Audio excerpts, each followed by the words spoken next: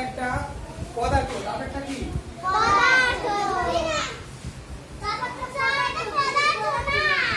না না, আমি এটা বললাম এইটার পক্ষে কেডা আর পক্ষে না কেডা।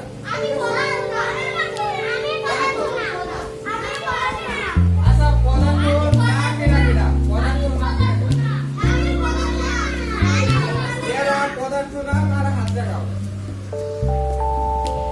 তাহলে পক্ষে থেকে আর কয়জন পক্ষে?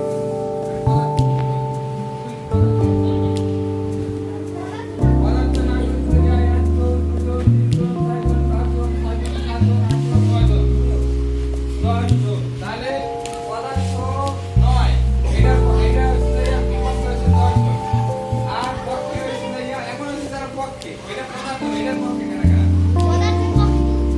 তাপ একটি পদার্থ এটার পক্ষে কেন কেন মানে একদম আগরা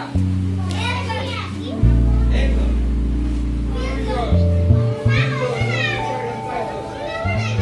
এখন এইমাত্র যেই চারজন হাত তুলছে এই যে পক্ষে বসে তাদের উত্তর ভুল হয়েছে।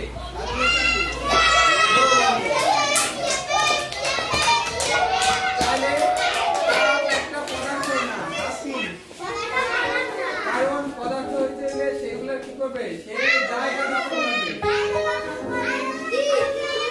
জায়গা দখল করবে, তার ওজন থাকবে মানে ভর থাকবে।